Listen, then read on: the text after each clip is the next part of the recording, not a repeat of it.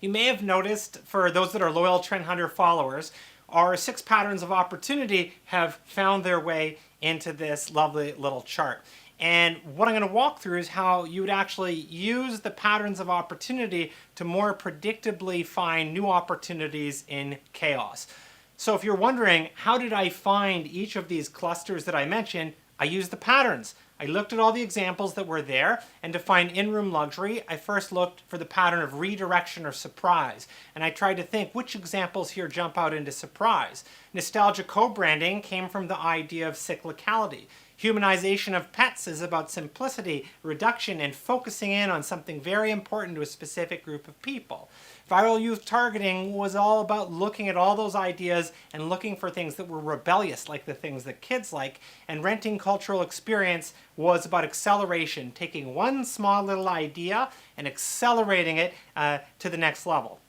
So let's actually look at how those would manifest themselves, how you would apply those megatrends, and how to use them in order to find the clusters of overlooked opportunity in your market.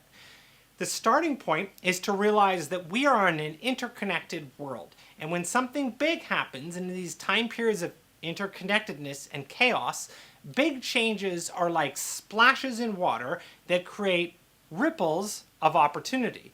And I'm going to show you how those ripples work and how you use them behind the scenes to actually find these new little clusters. When you look at this one chart and you see my continuum of ideas, clusters, megatrends, and patterns, it's sort of nicely organized in a linear way. But the way that I like to think about it is new ideas are everywhere, like each of these little dots. Each dot represents a new idea. But there are little grouplings between these dots, and they're actually a little bit more connected than you think. And if you find multiple clusters and start adding up and you find several related clusters, you can identify megatrends. And at Trend Hunter, we do this using billions of views and half a million ideas, and we look for all the little patterns and add them up from the bottom up to find the megatrends that matter. But if you dial those megatrends up even more, you can find the patterns. And the patterns are going to be the focus of the next 5 or 10 minutes that we'll dive into. You could use the patterns of opportunity to label the change you see out there. You could see something and say, look at Red Bull, it's rebellious, it's an example of divergence. But you can also use the patterns the other way, instead of diagnosing, to look outward and actually find new opportunities that are out there. Let me show you how that works. Divergence is the simplicity that instead of marketing to the masses, you're trying to be irresistible to specific groups of people. Not everyone likes to be part of the mainstream. So let's see an example of how that works and how to predict opportunity. Back in 2007, Facebook had 50 million users. At the time, that's pretty big. It's a going concern. Google could have bought them, but they didn't want to. Instead, Google allocated 1,000 software engineers for what would be a 10-year period on what would be Google's largest and most expensive failure, trying to replicate everything that Facebook was doing, and every attempt by Google failed. From Google's perspective, though, they looked at Facebook, and Facebook was a simple business model. It was a site for friends to archive photos of their everyday life. At Google, all your friends are already on Google. Archiving, Google's terrific at. And every day, yeah, people are on Google every day. So they felt that they could do this, and they tried replicating the same sort of business model. It didn't work. But if we use the pattern of divergence as an example, we could break down what Facebook was doing and find new opportunity. Divergence means people don't want to be part of the mainstream. They want the opposite. So if Facebook was a site for friends, what's the opposite of that? Something not just for friends, maybe where you can connect with celebrities, others, people you don't know. That opportunity was filled by Twitter later.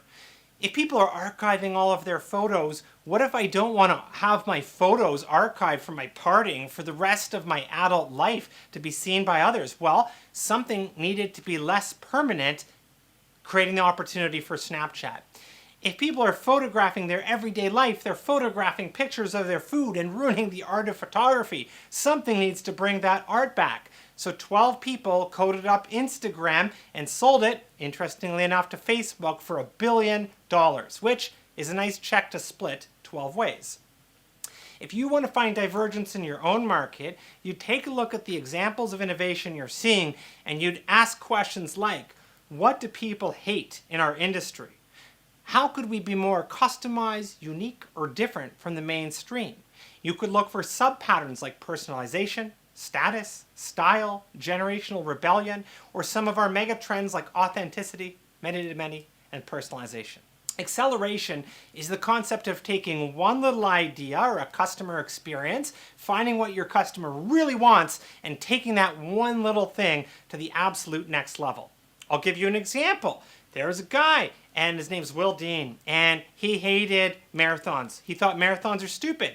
And you know why? Because people run and they work really hard, and then at the end of the day, they're not really happy with their results. It's a race. And I've asked in audiences, I've said, who here has done a marathon? And I always ask, how did you do? And they go, oh, I finished. Well, I think that was a pretty huge accomplishment, so why do you say you just finished? And if you ask people who did a marathon how they did, you'll find people almost sheepishly take it back, like, oh, you know, I wish I did better. It wasn't exactly perfect, but I got it done. Even if they were top 200, they'll wish that they had a higher ranking. So why then is a life accomplishment for people, why is that something people aren't extremely proud of? That's what Will Dean thought was interesting. And if you ask people, why did you do the marathon? People will always say something along the lines of, I wanted to complete it, a sense of accomplishment. So if you take that one feeling and accelerate it, you can make something more interesting. And that's when he created the concept of Tough Mudder, an experience where there is no clock, there is no timer. And as you run and navigate the course, you'll be electrocuted, you'll go through fire, you'll go through mud bogs, you'll have to sneak through barbed wire, and you'll do it all with your friends. And if you ask me, Jeremy, do you want to do a marathon with me? I don't want to do a marathon, I'm sorry. But if you said, do you want to do a Tough Mudder? Hey, that's kind of cool, because we'll do it as a team. We do it together, they take pictures of our bibs, Monday morning, we get the pictures, and guess what? Everyone changes their telephone background to be that picture of their life accomplishment, Tough Mudder. And in the future, when you ask, hey, how did you do in that race? I did awesome. Take a look at my phone background. Wow. They went from 0 to $70 million in 2 years, teaching us you need to rethink about what people actually want. And that's what they accelerate. I didn't do the race because I wanted to compete and get a good time. I did the race because I wanted a sense of accomplishment. To find an acceleration pattern in your industry, you'd ask specifically what is it that you're trying to achieve? How might you redefine your most important feature to help your clients and customers and prospects really achieve that outcome? The sub-patterns include perfecting one thing, creating something aspirational, exaggerating a feature, reimagining the solution. And example megatrends would be catalyzation, AI, and prosumerism. This brings me to my next pattern, a quick one, cyclicality. The simple notion that everything old is new again. Consistently in time, we see the great examples of design and culture and nostalgia from the past re-embed themselves in modern day. And in fact, when you see a new Michael Jordan shoe come out or a reincarnation of something like the Mini Cooper, you just know it's going to succeed. And you know that because people love to see those certain things come back. And cyclicality continues in almost every industry in a variety of ways. To get to a cyclical opportunity, you'd first ask, since your last reinvention, how much have styles, technology, and culture changed? And what do your next customers think about your relevance, and how might you reposition to better suit their needs?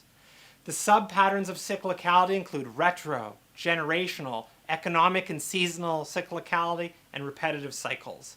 It also relates to our love for naturality and getting back to everything Mother Earth gave us, nostalgia and youthfulness, the reality that 60 today is not the same as 60 was a generation ago.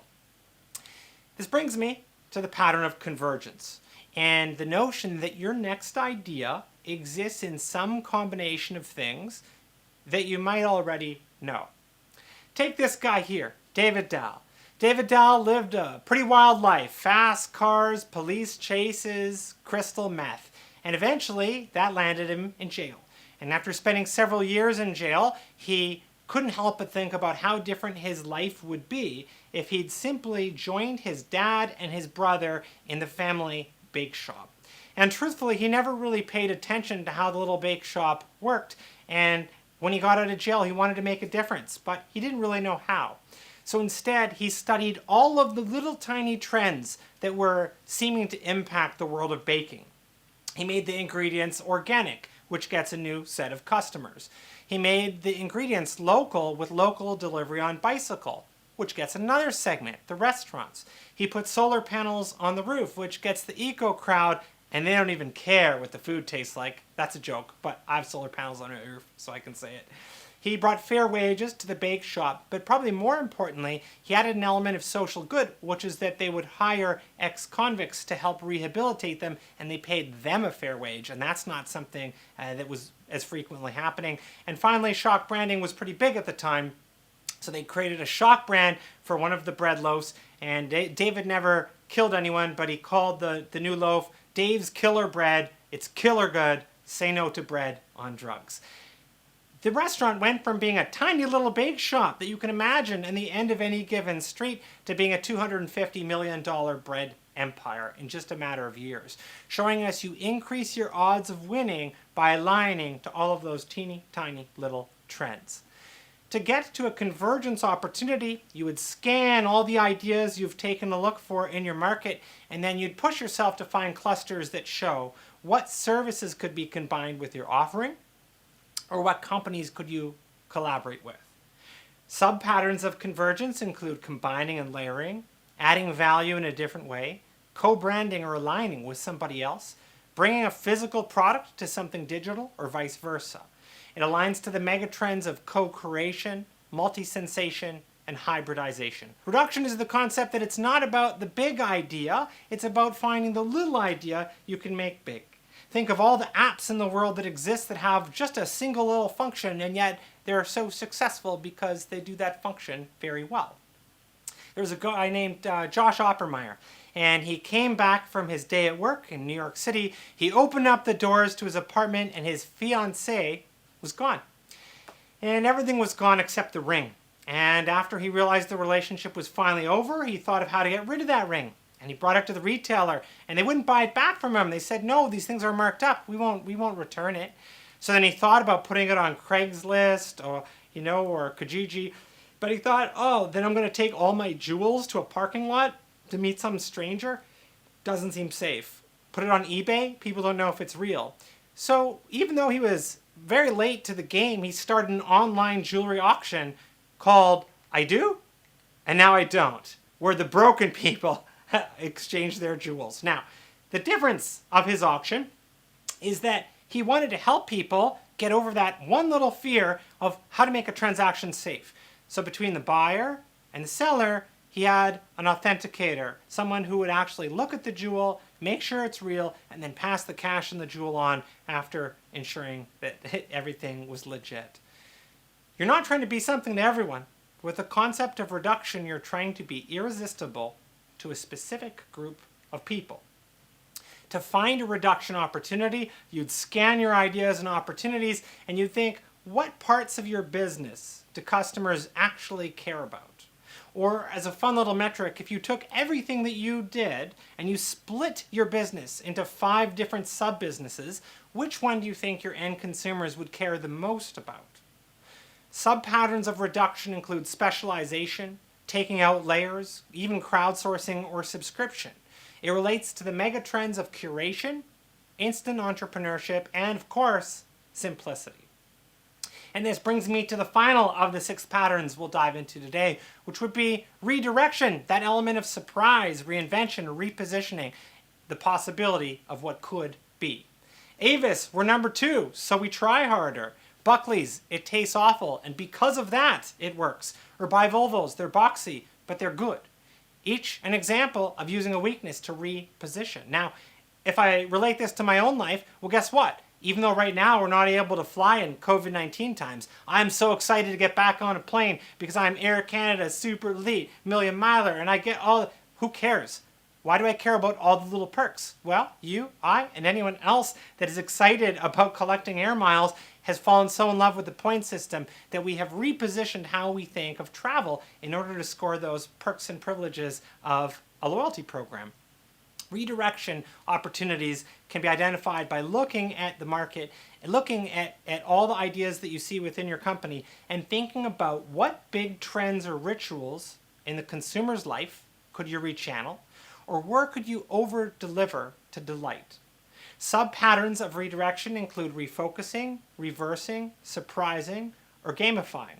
It relates to gamification, but also the megatrends of tribalism and experience. When you think about megatrends and patterns, on one hand, people use them to diagnose what's out there, but you can actually go the other way and look at all your examples and ideas and then try to think about what lines up to these different patterns or megatrends in order to identify overlooked opportunities that are more likely to succeed in times of chaos. Summarizing the steps then in completion, the workshop for your brand would be: 1. Hunt for ideas in your market. 2. Hunt adjacent markets. 3. Hunt what your target demographic likes. 4. Group those ideas into meaningful clusters. Then 5, you throw those clusters away. And 6, you recluster again and again using the patterns to find new clusters of opportunity. And once you have those new little patterns, then you can start to brainstorm new ideas, services, products that are based on the clusters that you've identified. Let's recap some of why we're doing this using dots, nice and simple. We started off with the notion that you have more paths of opportunity than you might think, but there's so many different pieces of inspiration out there that it becomes difficult to filter through all the noise. And the reality is that with all of the traps that we have as humans, we actually start to narrow down to the things that we've seen or done before, and therefore we miss out on the opportunities that were so close within our grasp. In order to find those opportunities within our grasp, we need to look for clusters, not the mega trends or the single little ideas. How do you find a cluster? First, reset your mind to be more open to the complete possibility of what could be. Then, hunt in all the different ways that you might hunt for inspiration, but use patterns in order to find your clusters in that experience of identifying overlooked opportunities that could be well suited to your own brand. You take all those little examples, use the patterns to look at things from a different perspective, and you will find and unlock new value in your own market. Reset, hunt, cluster, and you will create the future.